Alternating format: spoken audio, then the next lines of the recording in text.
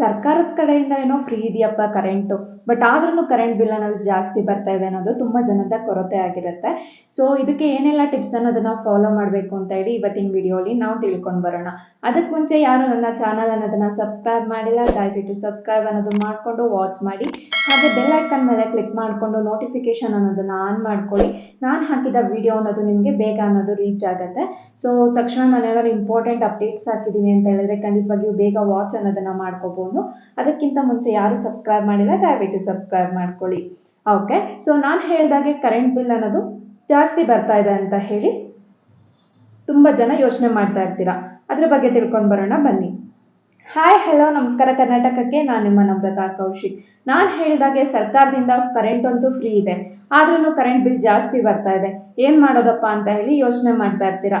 So ಇದಕ್ಕೆ ಕೆಲವೊಂದು tips ಅನ್ನೋದನ್ನ ನಾನಿಲ್ಲಿ ತಿಳಿಸ್ಕೊಡ್ತೀನಿ. ಸೊ ಮೊದಲಿಗೆ ನೀವು ಬಂದು ಯೋಚನೆ ಮಾಡೋದು, ಅಯ್ಯೋ ನಾನು ಜಾಸ್ತಿ ಬಳಸ್ತಾ ಇಲ್ಲ ಕರೆಂಟ್ ಅನ್ನೋದು, ಟಿವಿ ಅನ್ನೋದು ಅಥವಾ ಫ್ಯಾನ್ ಅನ್ನೋದು, ಆದ್ರೂ ನಮಗೆ ಜಾಸ್ತಿ ಅನ್ನೋದು ಕರೆಂಟ್ ಬಿಲ್ ಬರ್ತಾ ಇದೆ. ನಾನೇನಾದರೂ ಬಂದು ಎಲೆಕ್ಟ್ರಿಕಲ್ ಐಟಮ್ಸ್ ಅನ್ನೋದನ್ನ ಯೂಸ್ ಮಾಡೋದ್ರಿಂದ ನಮಗೆ ಕರೆಂಟ್ ಬಿಲ್ ಜಾಸ್ತಿ ಆಗಿದೆಯಾ, ಇಲ್ಲ ಅಂತ ಹೇಳಿದ್ರೆ ವಿದ್ಯುತ್ ಬಳಕೆ ಅನ್ನೋದು ಕಡಿಮೆ ಮಾಡಿದ್ರೆ ನಮಗೆ ಕರೆಂಟ್ ಬಿಲ್ ಅನ್ನೋದು ಕಮ್ಮಿ ಬರುತ್ತಾ ಅಂತ ಹೇಳಿ ಹಲವಷ್ಟು ಯೋಚನೆ ಅನ್ನೋದನ್ನ ಮಾಡ್ತಾ ಇರ್ತೀರಾ.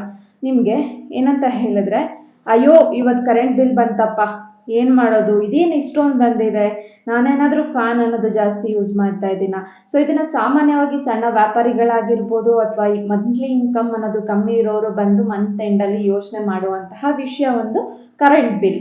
ಸೊ ಅದೇ ಈ ಕರೆಂಟ್ ಬಿಲ್ ಆಗಿದೆ. ಸೊ ಇದು ನಿಮಗೆ ಕಮ್ಮಿ ಬರಬೇಕು ಅಂತ ಹೇಳಿದ್ರೆ ಏನು ಮಾಡಬೇಕು, ಹಾಗೆಯೇ ಏನೆಲ್ಲ ಅನ್ನೋದು ನಿಮಗೆ ತಿಳ್ಕೋಬೇಕು ಅಂತ ಹೇಳಿ ನಾನಿಲ್ಲಿ ತಿಳಿಸ್ಕೊಡ್ತೀನಿ. ನಿಮ್ಮ ಮನೆಯಲ್ಲಿ ನೀವೇನಾದರೂ ಫ್ಯಾನ್ ಅನ್ನೋದು ಜಾಸ್ತಿ ಹಾಕೋದ್ರಿಂದ ಬರ್ತಾ ಇದೆಯಾ, ಯಾಕಪ್ಪ ಇಷ್ಟೊಂದು ಬಂತು, ಅದು ಹೇಗೆ ಬಂತು ಅಂತ ಹೇಳಿ ಕೆಲವರು ಗಾಬರಿ ಪಡ್ತಾರೆ. ಸೊ ಹಾಗಾಗಿ ನಿಮಗೆ ಮೊದಲನೇ ಟಿಪ್ಸ್ ಏನಂತ ಹೇಳಿದ್ರೆ, ನೀವು ಯೂಸ್ ಮಾಡ್ತಾ ಇರೋಂತಹ ಬಲ್ಬ್ಗಳಿದ್ದು ಅದು ತುಂಬ ಹಳೇದಾಗಿರುತ್ತೆ. ಸೊ ಹಿಂದೆಯಿಂದ ನೀವು ಯೂಸ್ ಮಾಡ್ತಾ ಇರೋ ಬಲ್ಬನ್ನ ಯೂಸ್ ಮಾಡ್ತಾ ಇರ್ತೀರಾ.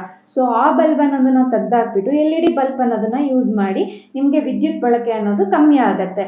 ಸೊ ಹಾಗೆಯೇ ಕರೆಂಟ್ ಬಿಲ್ ಸಹ ಕಮ್ಮಿ ಬರುತ್ತೆ.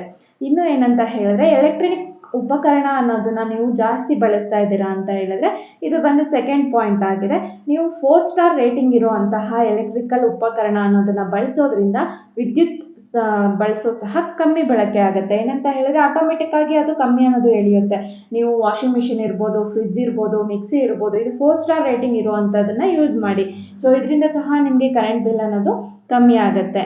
ಇನ್ನಷ್ಟು ದೊಡ್ಡ ವಿಚಾರ ಏನಂತ ಹೇಳಿದ್ರೆ, ನೀವು ಸೊ ಏನಾದರೂ ಹೀಟರ್ ಅನ್ನೋದನ್ನ ಜಾಸ್ತಿ ಬಳಸ್ತಾ ಇದ್ದೀರಾ ಮನೆಯಲ್ಲಿ, ಅಂದರೆ ಗೀಸರ್, ನೀವು ಬಿಸಿನೀರನ್ನ ಕಾಯಿಸೋಕೆ, ಸ್ನಾನ ಮಾಡೋಕೆ ಅಂತೇಳಿ ಗೀಸರ್ ಬಳಸ್ತಾ ಇರ್ತೀರಲ್ಲ, ಅದು ನಿಮಗೆ ಎಷ್ಟು ಬೇಕೋ ಅವಶ್ಯಕತೆಗೆ ತಕ್ಕಂತೆ ಯೂಸ್ ಮಾಡಿ, ಎಷ್ಟು ಬೇಕು ಬಿಸಿ ಆದಮೇಲೆ ತಕ್ಷಣ ಆಫ್ ಮಾಡಿಬಿಡಿ. ಇಲ್ಲ ಅದಕ್ಕಿಂತ ಹೆಚ್ಚಾಗಿ ನೀವು ಆನ್ ಮಾಡಿ ಆನಲ್ಲೇ ಬಿಟ್ಟಿದ್ದೀರಾ ಅಂತ ಹೇಳಿದ್ರೆ ಗೀಸರ್ ಅನ್ನೋದು ಬಂದು, ಹೀಟರ್ ಅನ್ನೋದು ಬಂದು ನಿಮಗೆ ತುಂಬ ಕರೆಂಟ್ ಅನ್ನೋದನ್ನ ಎಳೆಯುತ್ತೆ.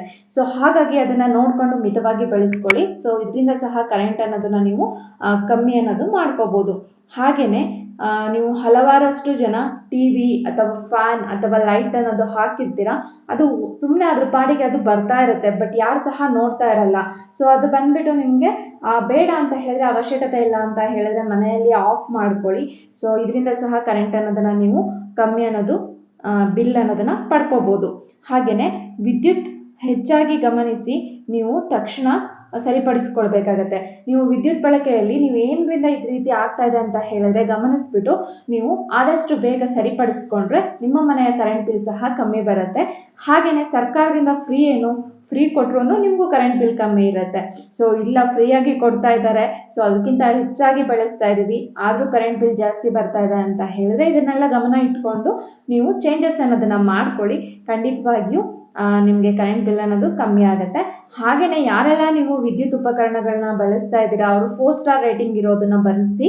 ಸೊ ಇದರಿಂದ ನಿಮಗೆ ಹೆಚ್ಚು ವಿದ್ಯುತ್ ವ್ಯತ್ಯಯ ಅನ್ನೋದು ಆಗೋದಿಲ್ಲ, ವಿದ್ಯುತ್ ಅನ್ನೋದು ಕಮ್ಮಿ ಎಳೆಯುತ್ತೆ. ಹಾಗೆಯೇ ವಿದ್ಯುತ್ ಕರೆಂಟ್ ಬಿಲ್ ಸಹ ನಿಮಗೆ, ಎಲೆಕ್ಟ್ರಿಸಿಟಿ ಬಿಲ್ ಸಹ ಕಮ್ಮಿ ಬರುತ್ತೆ ಅಂತ ಹೇಳಿ ನಾನು ಇವತ್ತಿನ ವಿಡಿಯೋಲಿ ನಿಮಗೆ ತಿಳಿಸ್ಕೊಡ್ತಾ ಇದ್ದೀನಿ. ಇದು ಒಂದು ಸರಳವಾದ ಸಿಂಪಲ್ ಟಿಪ್ಸ್ ಅಂತಾನೆ ಹೇಳ್ಬೋದು. ಸೊ ಕೆಲವ್ರಿಗೆ ಗೊತ್ತಿರುತ್ತೆ, ಕೆಲವ್ರಿಗೆ ಗೊತ್ತಿರೋದಿಲ್ಲ.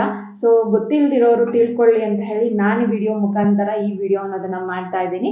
ಹಾಗೆಯೇ ನನ್ನ ವಿಡಿಯೋ ಇಷ್ಟ ಆದಲ್ಲಿ ದಯವಿಟ್ಟು ಶೇರ್ ಮಾಡ್ಕೊಳ್ಳಿ, ಲೈಕ್ ಮಾಡಿ, ಹಾಗೆ ಕಮೆಂಟ್ ಮಾಡಿ, ನನ್ನ ಸಪೋರ್ಟ್ ಮಾಡೋದನ್ನ ಖಂಡಿತವಾಗಿಯೂ ಮರಿಬೇಡಿ. ದಯವಿಟ್ಟು ಸಪೋರ್ಟ್ ಮಾಡೋ ಅಂಥವ್ರಾದರೆ ಯಾರು ನನ್ನ ಸಬ್ಸ್ಕ್ರೈಬ್ ಮಾಡ್ಕೊಳ್ದೆ ವಾಚ್ ಮಾಡ್ತಾ ಇದ್ದೀರಾ, ದಯವಿಟ್ಟು ನನ್ನ ವಿಡಿಯೋ ಅನ್ನೋದನ್ನು ಸಬ್ಸ್ಕ್ರೈಬ್ ಮಾಡಿಕೊಂಡು ವಾಚ್ ಮಾಡಿ. ಇವತ್ತಿಗೆ ನನ್ನ ವಿಡಿಯೋ ಅನ್ನೋದು ಎಂಡ್ ಆಗಿದೆ. ಲವ್ ಯು ಆಲ್, ಬಾಯ್ ಬಾಯ್ ಅಂತ ಹೇಳ್ತಾ ನನ್ನ ವಿಡಿಯೋ ಅನ್ನೋದನ್ನು ಮುಗಿಸ್ತಾ ಇದ್ದೀನಿ. ಯಾರೆಲ್ಲ ನನ್ನ ವಿಡಿಯೋ ವಾಚ್ ಮಾಡ್ತಾ ಇದ್ದೀರಾ, ಥ್ಯಾಂಕ್ ಯು, ಬಾಯ್ ಬಾಯ್.